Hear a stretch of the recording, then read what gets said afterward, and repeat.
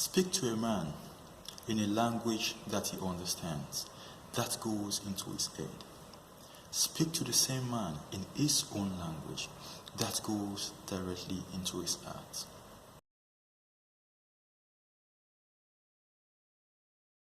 Those are the words of Nelson Mandela of blessed memories.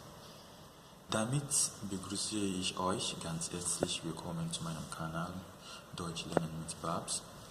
Ich heiße Babs. Hier wird Deutsch gelehrt und alle Leute, die ihre Deutschkenntnisse verbessern wollen, von Anfänger bis hin zu Fortgeschrittenen, ist hier der richtige Ort.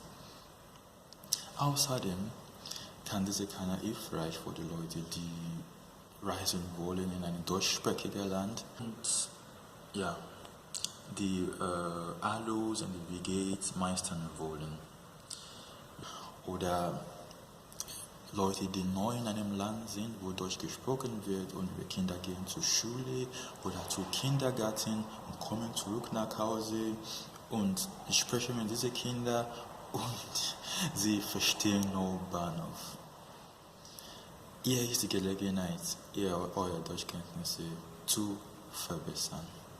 Außerdem ist dieser Kanal hilfreich für Studenten oder angeschöpfte Studenten oder Leute, die ihre Wissen sowie einfach Spaß haben wollen.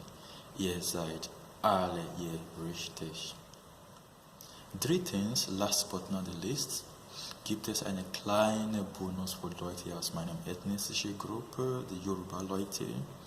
Jemand fragt sich wahrscheinlich gerade, woher kommt das ganze Kleidungsstück? Es kommt aus einer ethnischen Gruppe in Nigeria, die heißt Yoruba-Leute. Und da komme ich. Aus dieser ethnischen Gruppe komme ich. Ich werde im Laufe der Zeit diese ethnische Gruppe zu euch vorstellen und auch die Gemeinsamkeiten sowie den Unterschied zwischen den Kulturen werde sie definitiv wissen. Und auch ich habe auch festgestellt, dass es gibt Gemeinsamkeiten zwischen der Sprache. Ich werde das euch aufdecken. Also Matu, Asho, Loju, Egoy. So, es gibt so viel zu lernen.